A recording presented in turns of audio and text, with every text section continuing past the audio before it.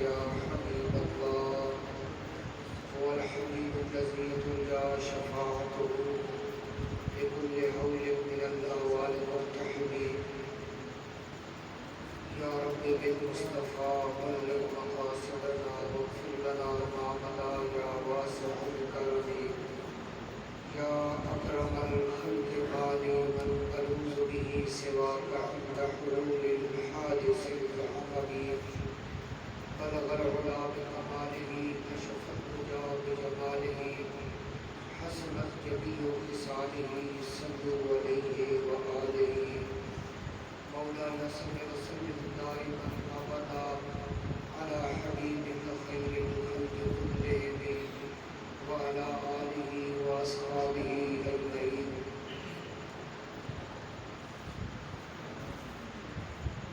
انتہائی واجب الاحترام سامعین کرام اور بالخصوص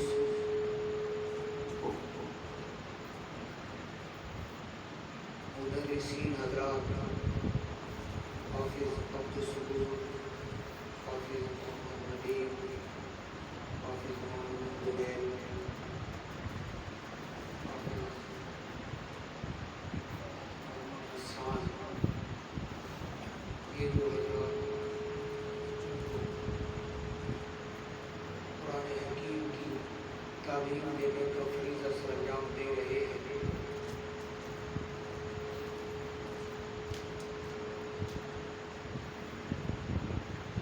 آج کی یہ خوبصورت نشست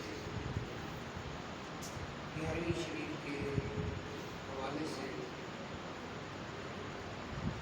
اس مسجد شریف میں جامع مسجد شمس الاسلام میں بہت افروز ہے.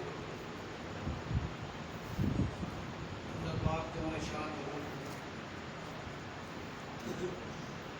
اس نشست میں سب حاضرین کی حاضری کو قبول فرمائے.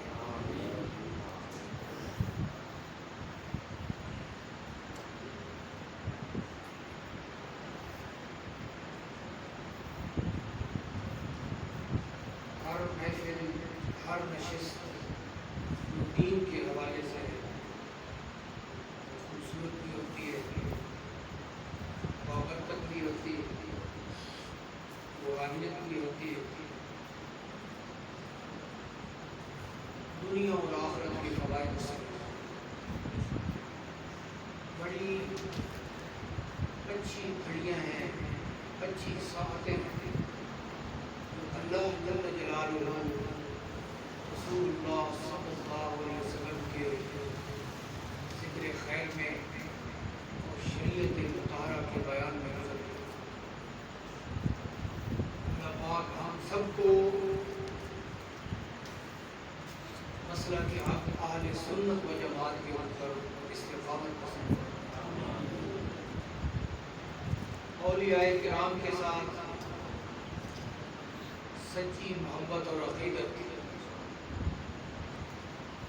اولیاء کرام کے ساتھ جو محبت ہے، عقیدت ہے،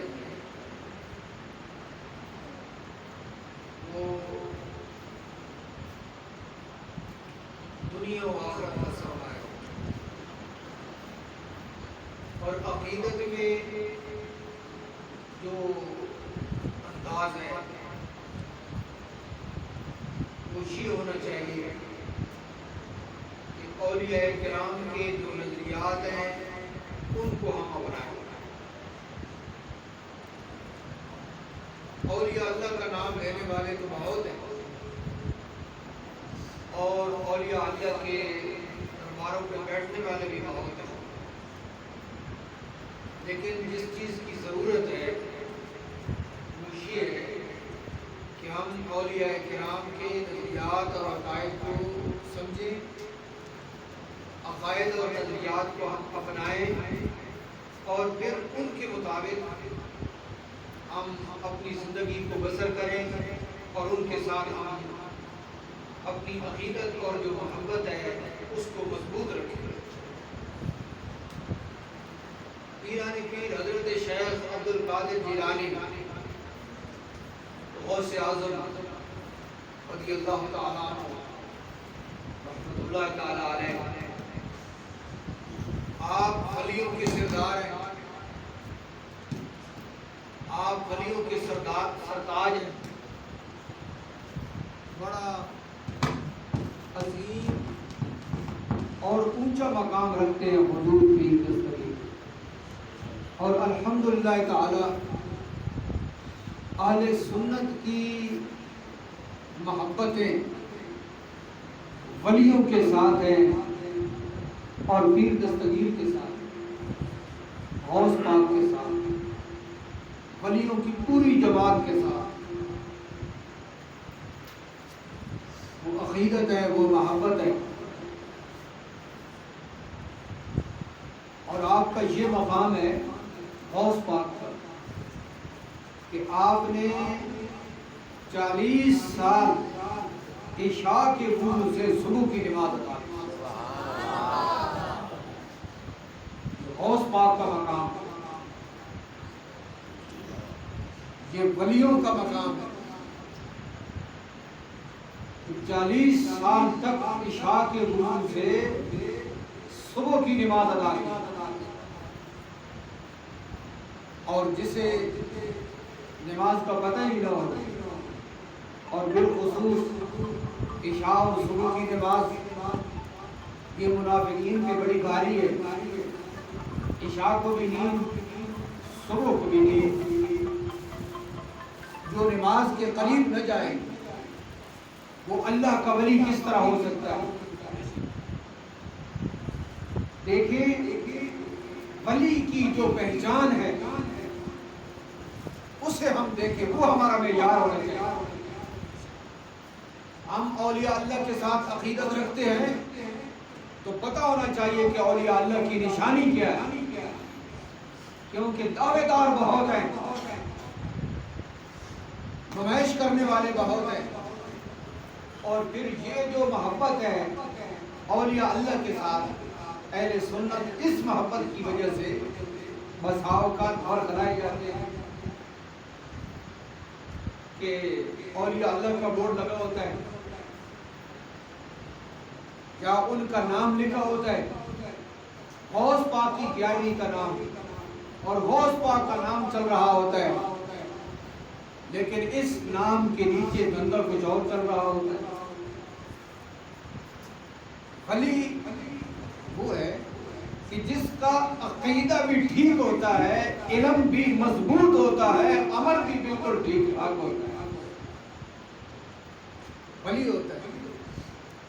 حضور غوث پاک رضی اللہ تعالی عنہ جب خطبہ ارشاد فرمایا کرتے تھے، لوگوں کو واعظ و نصیحت کیا کرتے تھے، تو 70 ہزار افراد آپ کے مجمع میں آپ کی خطاب کو سنتے تھے۔ 400 علماء آپ کے خطبوں کو لکھا کرتے تھے۔ یہ غوث پاک ہے جن کے علم کا یہ عالم ہے اور جن کے عمل کا یہ عالم ہے۔ اور ہم جو غوث پاک سے محبت کرتے ہیں، یاد رکھیں کہ جو غوث پاک کے محب ہیں، محبت کرنے والے ہیں، اور یا اللہ کے ساتھ جو محبت کرنے والے ہیں، وہ بڑے مضبوط لوگ ہیں، انہیں کبھی شکست نہیں ہوتی، لیکن ضرورت اس بات کی ہے کہ محبت کے تقاضے کو پورا کیا جائے۔ غوث پاک کی 11ویں میں بھی آئیں، محبت کا دم بھی بھریں اور نماز نہ پڑھیں، تو پھر کون کہے گا کہ یہ غوث پاک کا محب ہے، یہ اللہ کے ولیوں کے ساتھ محبت کرنے والا ہے؟ غوث پاک کا ذکر بھی کریں اور شریعت کے خلاف رہیں، اعوذ باللہ، اللہ تعالیٰ سب کو محفوظ رکھے کہ معیار جو ہے وہ شریعت مصطفیٰ، وہ شریعت۔ اللہ کے ولیوں نے علم کے اوپر عمل کیے، اور اس کے اندر پھر جو دشواریاں اور جو مشکلات ہیں ان کو بھی برداشت کیے، استقامت اختیار کیے۔ حضرت بایزید بستامی رحمۃ اللہ تعالی علیہ فرماتے ہیں کہ میں نے 30 سال کے مجاہدے میں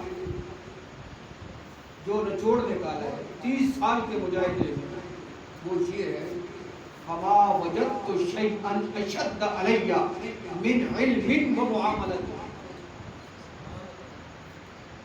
30 سال کے مجاہدے میں جو بات میرے اوپر منکشف ہوئی ہے اور جو ظاہر ہوئی ہے وہ یہ ہے کہ میں نے اپنی ذات کے اوپر اس سے اور کوئی سخت چیز محسوس نہیں کی کہ علم اور اس کے مطابق پھر عمل کرنا۔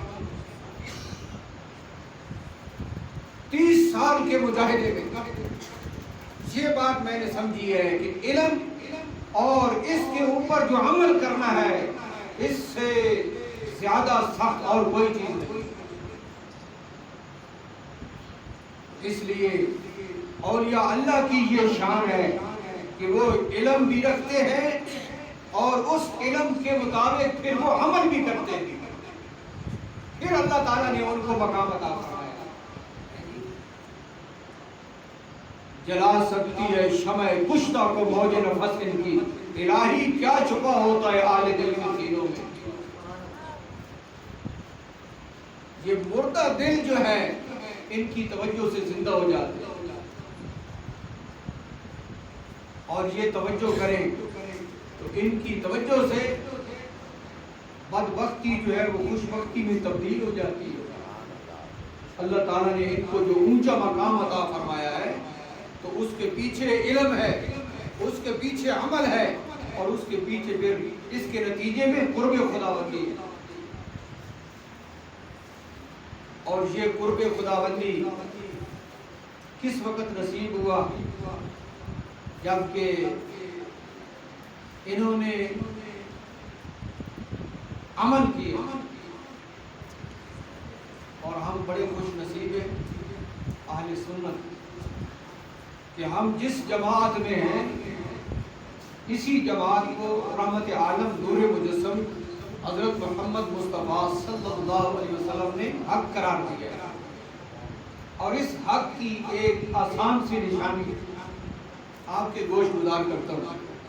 ہمارے استاد گرامی شیخ القرآن پیر سید محمد زبیر شاہ صاحب رحمۃ اللہ تعالی علیہ، آپ فرمایا کرتے تھے مثال دے کر کہ خالص دودھ ہو تو پھر مکھن بنتا ہے، خالص دودھ ہو تو پھر مکھن بنتا ہے، اور عقیدہ اگر درست ہو اس کے اوپر عمل کیا جائے تو پھر اللہ کا ولی بنتا ہے۔ درست عقیدہ، علم بھی درست ہو، عمل بھی ٹھیک ہو، عقیدہ بھی کمال والا ہو، تو اس عقیدے کے اوپر جو عمل کرتا ہے وہ اللہ کا ولی بنتا ہے۔ دودھ خالص نہ ہو تو مکھن نہیں بنتا، عقیدہ خالص نہ ہو تو اللہ کا ولی نہیں بنتا۔ آپ دیکھ لیں یہ ہم اہل سنت کی نشانی، ہمارے حق ہونے کی نشانی کہ اللہ کے جتنے بھی ولی ہیں وہ سارے اہل سنت ہیں، سب اہل سنت میں، کوئی اور دوسرا یہ نہیں دکھا سکتا کہ ان کی صف میں کوئی اللہ کا ولی موجود ہے۔ ہاں اگر جبری طور پہ وہ ولی کہہ دے تو یہ الگ بات ہے، لیکن ولی وہ ہے کہ اللہ کے بندوں کے دلوں میں اس کی محبت موجود ہوتی ہے، کسی کے کہے بغیر۔ لوگ تشہیر کرتے ہیں، نمائش کرتے ہیں، اس کے باوجود وہ بات نہیں بنتی۔ تو اللہ کے ولیوں نے اپنی تشہیر بھی نہیں کی، نمائشیں بھی نہیں کی، اس کے باوجود آپ دیکھیں کہ حضور غوث پاک رضی اللہ تعالیٰ عنہ کی محبت کتنے دلوں میں موجود ہے، اور یہ اللہ کی محبت کتنے دلوں میں موجود ہے، اور یہ محبت ان کے ولی ہونے کی نشانی ہے۔ اللہ تعالیٰ اپنے پیاروں کی جو محبت ہے وہ اپنے پیاروں کے دلوں میں ڈال دیتا ہے۔ ولی کا بڑا مقام ہے، اور جو ولی کے ساتھ محبت کرتا ہے اس کی بھی بڑی شان ہے۔ وہ جماعت تو ایک بنتی ہے نا، وہ گروپ تو ایک بنتا ہے، المرء مع من احب، حدیث شریف میں آتا ہے انسان اسی کے ساتھ ہوگا جس کے ساتھ اس کی محبت ہوگی. جب ہماری محبت اللہ کے ولیوں کے ساتھ ہے تو انہی کے ساتھ دنیا میں بھی ذکر انہی کا، دنیا میں بھی ہم انہی کے ساتھ، قبر اور حشر میں بھی ہم انہی کے ساتھ. معزز سامعین، ضرورت اس امر کی ہے کہ ہم اولیاء اللہ کو سمجھیں، ان کے نظریات کو سمجھیں، ان کے عقائد کو سمجھیں اور ان کے معمولات کو سمجھیں، تاکہ اللہ کے ولی جو حق سچ کے ہیں وابستگیاں ان کے ساتھ، محبتیں اور عقیدتیں اور تابعداریاں ان کے ساتھ ہوں جو حق سچ کے ولی ہیں. دیکھیں ان لوگوں نے عبادت کی، ریاضت کی، تقوی اختیار کیا اور اس تقوی میں بڑے اعلیٰ مقام پہ پہنچے. فرائض کی ادائیگی کی، واجبات کی ادائیگی کی اور اس سے فارغ ہو کے پھر نوافل کے اندر بھی مصروف رہے. حدیث شریف میں آتا ہے، حدیث میں اللہ تعالیٰ ارشاد فرماتا ہے کہ یہ میرے بندے جب عبادت اور ریاضت کرتے کرتے بہت آگے چلے جاتے ہیں تو میں ان کو اپنا پھر پیارا اور محبوب بنا لیتا ہوں، میں ان کو اپنا محبوب بنا لیتا ہوں.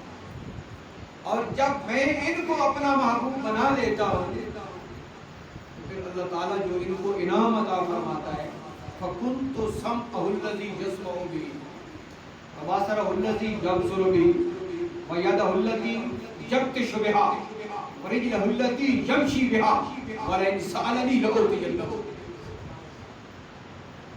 جب میں ان کو اپنا محبوب بنا دیتا ہوں تو پھر میں ان کی آنکھیں بن جاتا ہوں جن سے یہ دیکھتے ہیں. اس بات کو آپ دیکھیں کہ اللہ تعالیٰ فرماتا ہے کہ میں ان کی آنکھیں بن جاتا ہوں جن سے یہ دیکھتے ہیں.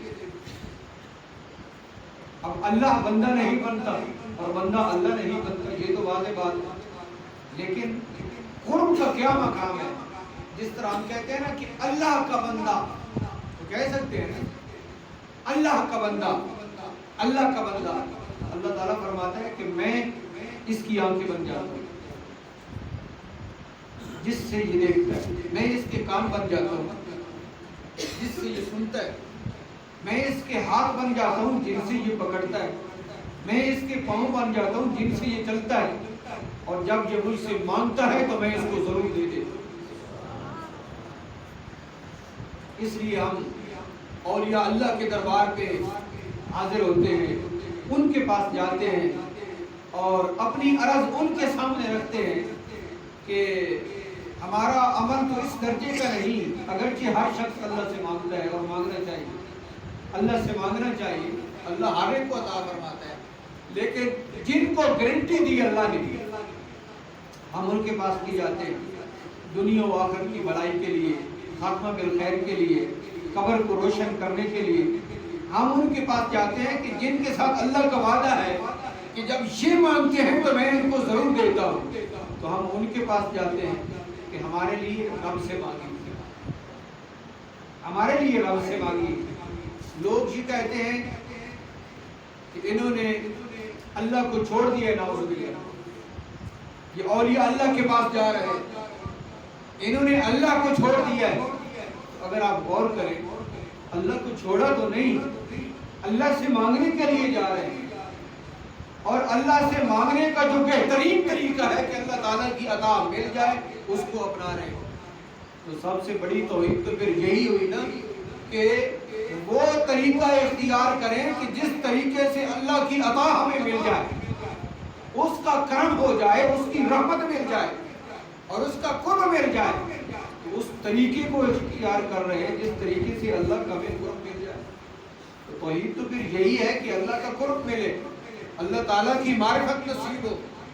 تو جب اللہ کے ولیوں کے پاس جائیں گے تو اللہ کا قرب نصیب ہوگا، معرفت نصیب ہوگی، اللہ تعالیٰ کی عطا ملے گی.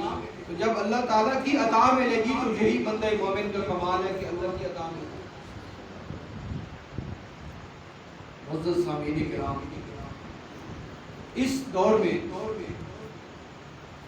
جو بہت زیادہ ضرورت ہے وہ یہ ہے کہ ہم اولیاء اللہ کی تعلیمات کو اپنائیں، اور پھر اس میں یہ ہے کہ جو علماء ہیں وہ اولیاء کرام کی تعلیمات کو سامنے رکھیں اور عوام تک پہنچائیں کہ اولیاء کرام کی تعلیمات کیا رہی ہے، جنہوں نے اپنی تعلیمات کو بڑے مضبوط انداز میں پیچھے چھوڑا ہے قرآن و سنت کے حوالے سے۔ اور یہاں آپ کو میں عرض کروں، کشف المعجوب میں حضرت داتا گنج بخش علی حجویری رحمۃ اللہ تعالیٰ علیہ نے ایک خوبصورت بات لکھی، وہ یہ ہے، آپ نے ارشاد فرمایا کہ جو شریعت مطہرہ ہے نا، اس کے جو اصول ہیں وہ قرآن ہے، وہ سنت رسول ہے، وہ امت کا اجماع ہے، وہ کہا ہے، مجتہدین ہے، امام ہے، یہ شریعت مطہرہ کے اصول ہیں۔ قرآن، سنت اور پھر وہ کہا ائمہ دین، اجماع امت کا اجماع، اجتہاد۔ ارشاد فرمایا کہ یہ دین کے اصول ہیں۔ اب ان دین کے اصولوں کو سامنے رکھتے ہوئے جب ہم اولیاء کرام کی تعلیمات کو دیکھیں گے، ان کو پڑھیں گے اور تابعداری کریں گے تو معاملات بالکل واضح ہو جائیں گے۔ اولیاء کرام کے حوالے سے، ائمہ دین کے حوالے سے معاملات بالکل واضح ہو جائیں گے۔ اور ہمارے اس دور میں جو ایک دلیل چل رہی ہے وہ میں آپ کو عرض کرنا چاہتا ہوں کہ آج کل لوگ یہ کہتے ہیں کہ اس چیز کی ضرورت ہے کہ اس کو ہم زیادہ جو ہے وہ واضح کریں، زیادہ روشن کریں، تاکہ لوگوں کے جو دماغ میں جو غلط بات آئی ہوئی ہے وہ نکل جائے۔ جب بھی کوئی مسئلہ پیش آتا ہے تو لوگ 3-4 خانقاہوں کے نام لیتے ہیں۔ مثال کے طور پر ہم اس علاقے میں موجود ہیں تو اس کے قرب و جوار میں جو 4-5 خانقاہیں ہوں گی وہ اس کا نام لے لیں۔ کوئی مسئلہ پیش آ گیا، کوئی معاملہ پیش آ گیا تو اس میں وہ چند خانقاہوں کے نام لے لیں کہ دیکھو جی فلاں خانقاہ پہ بھی یہ ہو رہا ہے، فلاں خانقاہ پہ یہ ہو رہا ہے، فلاں دربار میں یہ ہو رہا ہے، فلاں دربار میں یہ ہو رہا ہے۔ عام لوگوں کے دماغ میں جو بات آتی ہے اور وہ لوگ اس کو پیش کرتے تھے۔ گزارش یہ ہے کہ جو شریعت کے جو اصول ہیں وہ تو قرآن ہے، وہ سنت ہے، وہ ائمہ دین ہے، وہ جگہوں کے نام نہیں ہیں، وہ جگہوں کے نام نہیں ہیں۔ کیوں کہ اس جگہ کو اگر کوئی مقام ملا ہے تو وہاں اللہ کا بندہ وہاں پہ اقامت گزیر رہا ہے، وہاں اس کی اقامت رہی ہے، وہاں وہ بیٹھا رہا، وہ دین اسلام کو بیان کرتا رہا، اس جگہ کو شہرت مل گئی اور اس جگہ کی طرف لوگوں کا رجوع ہو گیا۔ اب اس دور میں دیکھنا یہ ہے کہ اس خانقاہ یا اس عظیم دربار کی جو بنیاد ہے، جو اللہ کا ولی ابتداءً وہاں رہا ہے، اس کی تعلیمات کیا ہیں، ان تعلیمات کو دیکھیں۔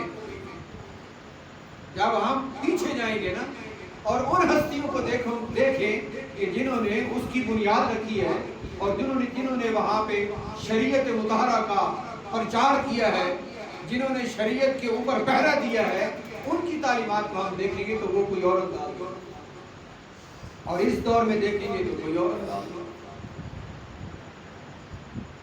جب ہم ان تعلیمات کی طرف رجوع کریں گے تو یقیناً ہمارے اوپر واضح ہو جائے گا